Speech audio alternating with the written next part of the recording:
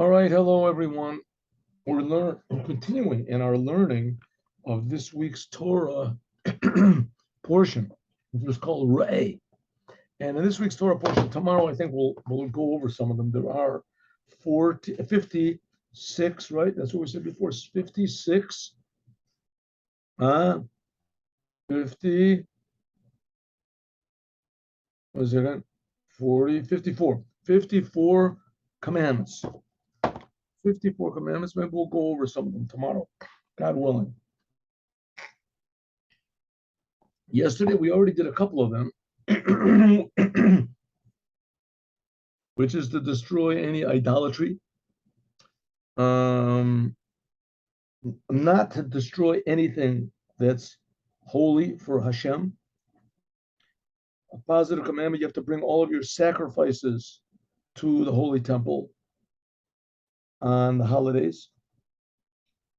And negative commandment, a prohibition, don't bring sacrifices to any other place except for the holy temple.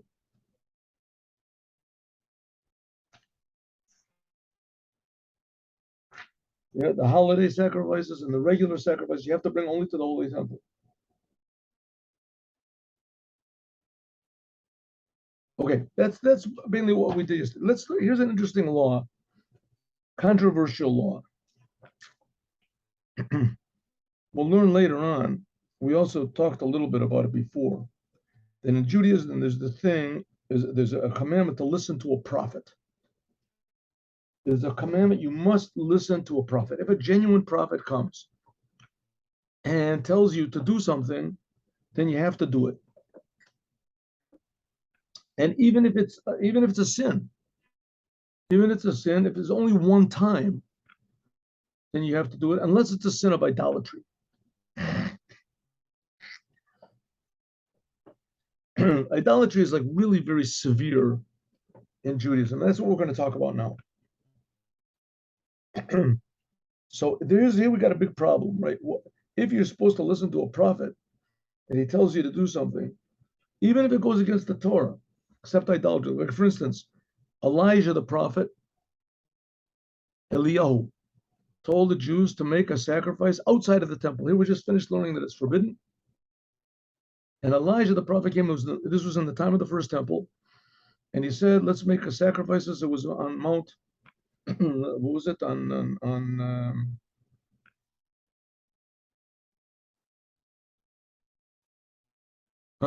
Anyway, outside of the temple. I'll remember in a second. Sometimes things slip my mind.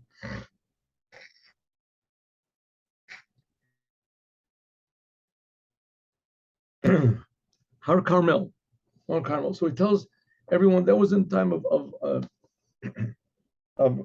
one time he can tell you to go to do a commandment against the Torah. Okay, but that's a big problem. Right? Let's say it comes a prophet and he stands up and he says, okay, today nobody puts on tefillin. So if it's a genuine prophet, you have to do what he says. If he says from now on we're not going to put on, then he's a false prophet. We'll see that in a minute. So now we got a big problem. Who was a real prophet and who was a false prophet?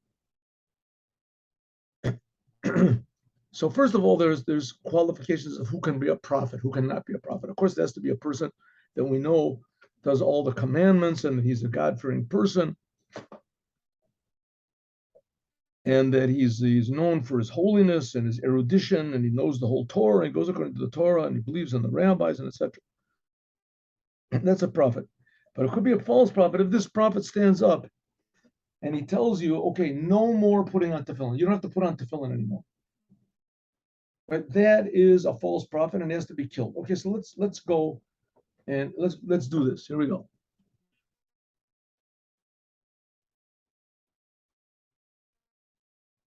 We'll go a little bit quickly here.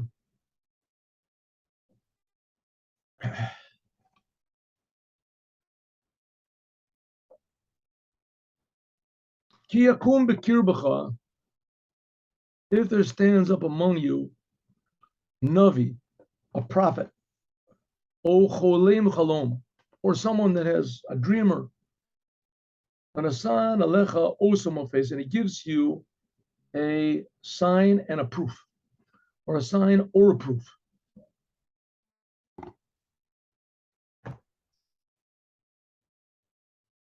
Okay, now here he wants to say, OrHachaim says, Navi, even if he is muhzak lanavi, even if he is a genuine prophet of God, Hagam shia ne'aman etzlecha, even though you've tested him and he is tried and proven by you. If he tells you to transgress a certain commandment temporarily, like Elijah the prophet in Mount Carmel, etc., you should do it. But if he tells you to serve idolatry, even one time, then you have to kill him. So, for instance, if a prophet comes along and he does all sorts of miracle signs, right? Miracle signs. Here, let's do the OrHachaim again. It says, he gives you the sign, right? He makes the signs, miracles, and he says that either he makes some sort of a sign, like he says there's going to be a big, whatever it is, look up in the sky, you're going to see a big picture of a duck, something like that, and everybody looks up and they see it. Or here's a proof that I am, right? And he changes nature. Makes this river go backwards or something like that. And he says, even if all these signs come, he raises the dead. He feeds the poor, feeds the sick, the hungry. Right? Nobody has anything to eat. There's 1 million people, and he gives them food to eat like Moses did. Gave the Jewish people 6 million people, 3 million people, for 40 years, gave them manna from heaven. And he tells everybody to serve idols, right? Like the golden calf. Don't listen to him. You have to kill him. Hagam shelo hechlit b'davarav shavro. Even if he says, listen, don't serve idols now. You wait to see if the sign comes, right? If the Atlantic Ocean dries up, then I want you to worship me. You should understand that I'm God. I am your Lord. Kill him. Right? Even if he didn't say you don't have to serve it now, you don't have to serve me now. Wait till the sign comes, and that will be the proof. Right? Then you should declare me as God. Don't even wait for anything. Kill him on the spot. That's what he says. If there comes this oath of mofet that God spoke to, and he said, Nilcha achrei Elohim achirim, let us go and serve another God, asher lo yadatam v'na'avdeim, and let us serve them. Right? Let's go after another God. Lo tishma l'divrei navihu, don't listen to that prophet, or to this visionary, because God is sending this person to test you. Right? You can ask a question 1 second. If this person isn't right, then how can he raise the dead? How can he feed the hungry? Right? How can he dry up the rivers and make fire come from? How can it be? He says, because God is testing you. If you really love God or not. Right? So let's take this to an extreme. Right? A person stands up and he says, I have been sent by the Lord. Now I'm going to have a cure for all the diseases. And he cures all the diseases. People come by him. They flock to him. He says, you don't have to come by. Just turn on your television there and there. Put your hands on the television. Right? They got these people. Put your hands on the television and you'll be healed. And it works. And it works. It heals everybody. Right? That's pretty good. You're not going to get anything much better than that. And he makes world peace. Makes world peace between everybody, and there's peace. And he says, okay, I am God. Believe in me. Pray to me. Kill him. What are you going to kill him for? Why? He just healed the sick. He brought world peace and prosperity. Come on, a person like that, you make him president of the United States. Right? You make him president of the United States. What's the question? You make him the president of the world. Right? A person that could do a thing like that, amazing. According to Judaism, right? Everyone's saying he is our Lord, he is our master. He's doing more for us than the God of the Jews has been doing, right? The creator. What do we need the creator for? Let's worship this guy. And we'll have all sorts of benefits. Who would not worship him? Who would not worship him? Says the Torah. The Jews wouldn't. Oh, really? The fact of the matter is that the Jews like idolatry. The Jews, as soon as they heard God speaking on Mount Sinai, 40 days later, they worshipped idols. Why did they worship idols? Because Moses wasn't there.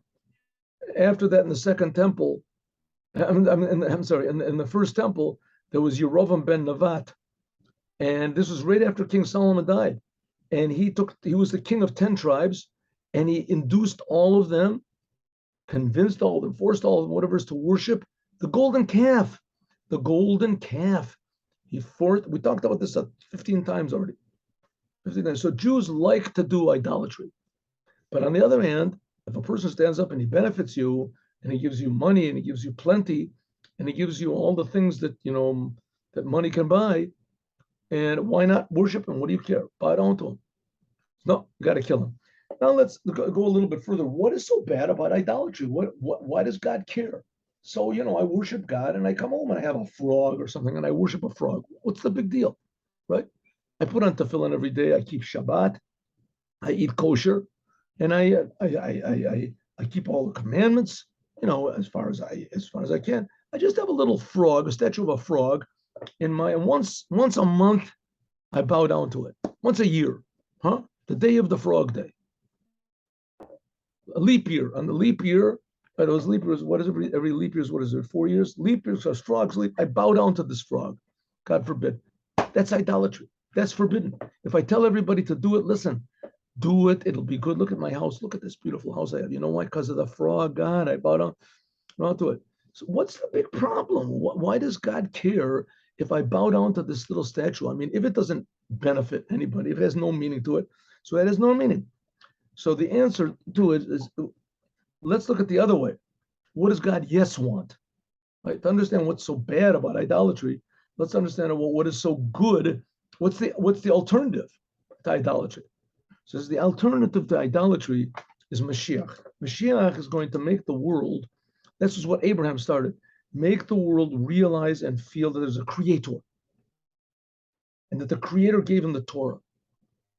And the creator gave the Torah to the whole world. 7 Noahide commandments for the non-Jews and 613 commandments for the Jews. That is the only secret to world peace. That's the goal. But there's all sorts of temptations. All sorts, just like a person is married, nothing is better than you have peace in your house. But there's all sorts of prostitutes and all sorts of ladies that are enticing you. And then there's all sorts of deviations and perversions that people can get into, right? He sees a nice looking horse, who knows what, nowadays everything is crazy, right? So there's all sorts of temptations, and the temptations usually make you feel pretty good, huh? They make you feel good, and they look good, and they seem good, but they're not good. It's not peace in the house. It's not true love. And the same thing is a person worshiping these other idols, like Yerovam ben Nevat, they got tremendous benefits from this. They were the benefits. If they didn't, they would have stopped worshiping in a second. A person that does all sorts of sins, you steal, the people who succeed in stealing, they get benefits from it. So why should I be honest? It's the same thing. The basis of mankind is connecting to the Creator.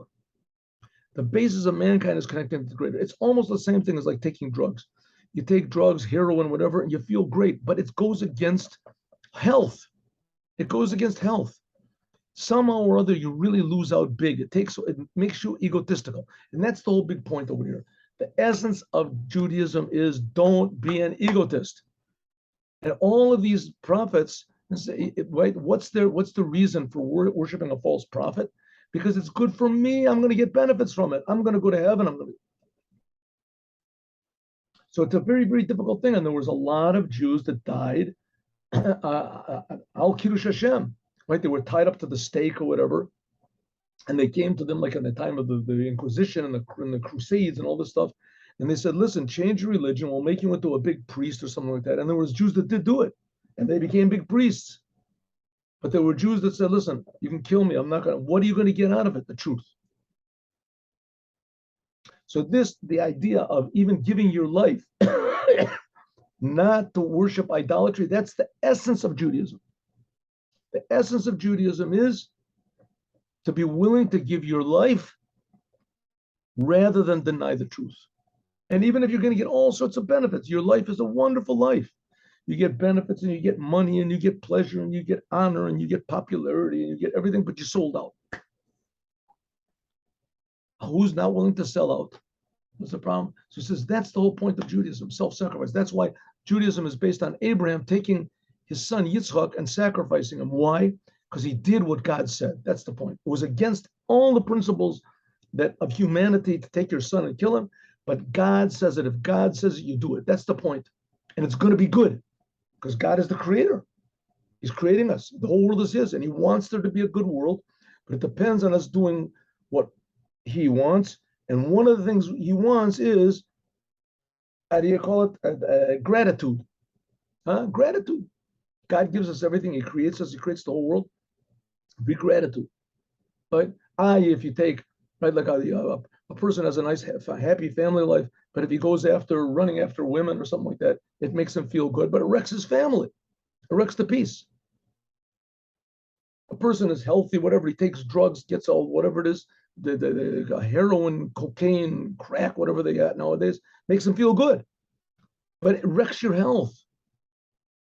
You're the same thing. Idolatry is the basis, the essence of evil, selfishness. You do what I want, not what God wants. So that's what it says. If this comes as prophet, and he makes all these miracles, and that's what Christianity is based on.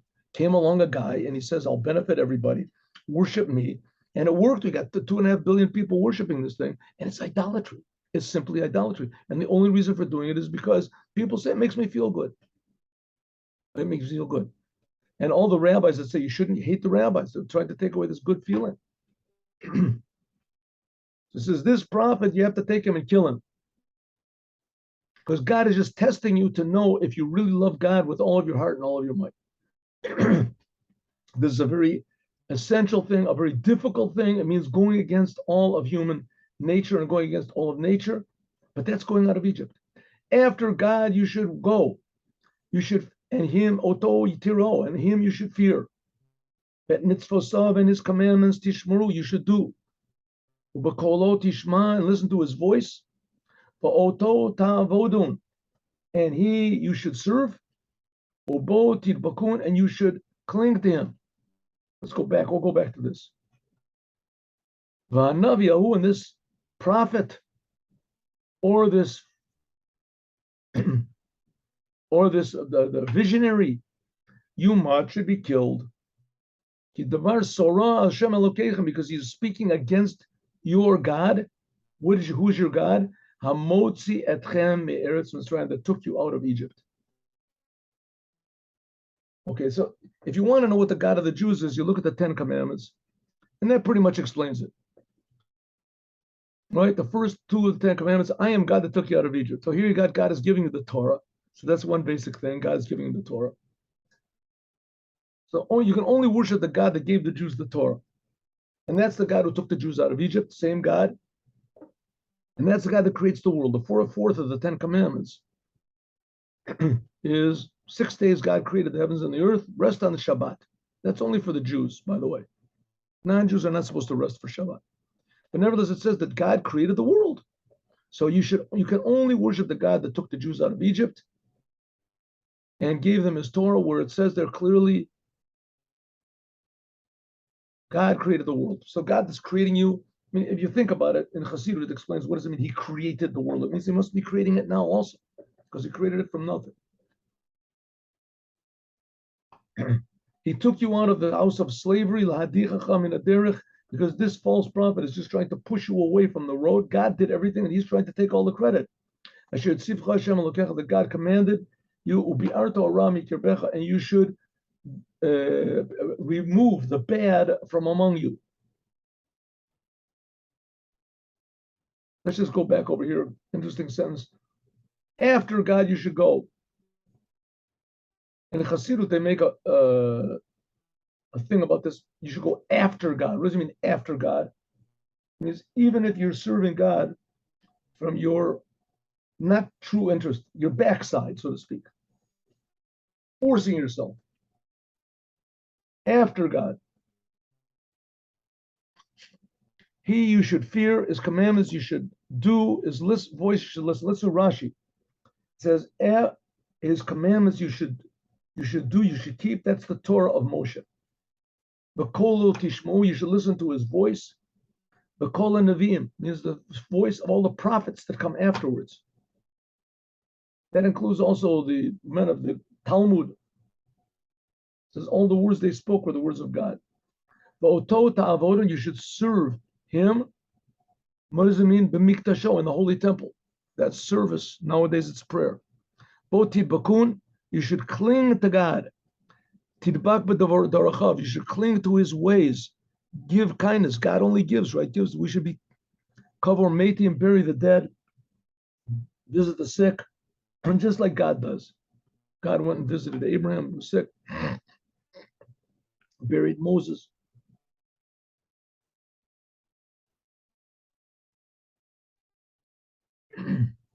Says the Ramban, going after this is a commandment that we should go after God's advice alone. And also we should search into the meaning of God's words, everything which is concealed. And we should ask for his prophets on what's going to be in the future. Like a telech lidrosh et Hashem. So if you want to go to prophets or whatever, don't look in crystal balls or astrology or tea leaves or whatever you do. Necromancers. God will tell you what to do.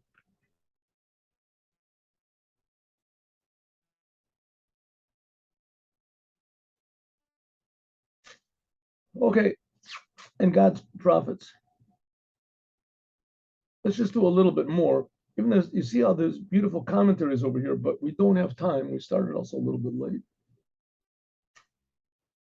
Here's an interesting thing. The OrHachaim, Rabbi Chaim ben Attar, he said, here is hinted at all of the 6 different orders of the Mishnah, the oral Torah. It says, after God you should go. He explains like this. It says, after God you should go, you should fear him. He says, this is Seder Moed. You should fear God. This is the order of the Mishnah that talks about all of the holidays. That's what it means. Oto is called, Shabbat is called an oath. It's called a sign. All the holidays are oaths, that are signs. That's an oath. Oto means his signs you should keep. Also, it says in the Tikkuni Zohar that you should fear Shabbos. You have to fear from the punishments. Don't go against God on Shabbat. That's what it means, fear. The main thing of Shabbat is negative commandments. Don't do this, because this holiday of Shabbat, right, is a diamond. You just have to preserve it, keep it beautiful. Don't do anything to it. Shabbat, the most is negative commandments. There's 6 orders of Mishnah, right? One of them is called Moed, that talks about the holidays. After that comes Nashim. That's mitzvot of Tishmoru, says that refers to the Mishnah that deals with women getting married, divorce, etc. You have to of a lot of mitzvot that women, and also forbidden sexual relationships. That's the order of Nashim, women. Next order, Nizikim, damages, money cases. That's what it means. Bakolo tishma'u. You have to listen to God's voice. That's hinted at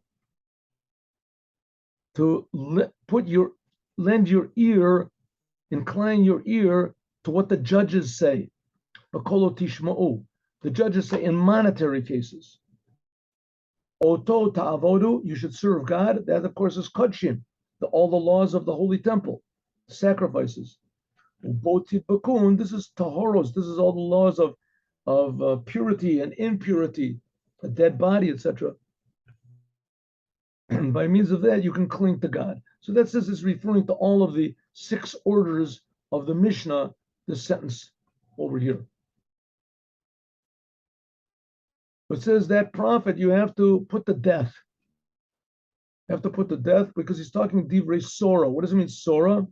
Davar amusar min olam. That's Sora, means that he's taking you away from the proper order of the world. Shelo haya v'lo nivra v'lo tzivita l'daber ken. That God said he's trying to make you worship things that never were, and that God never insinuated that you should worship them.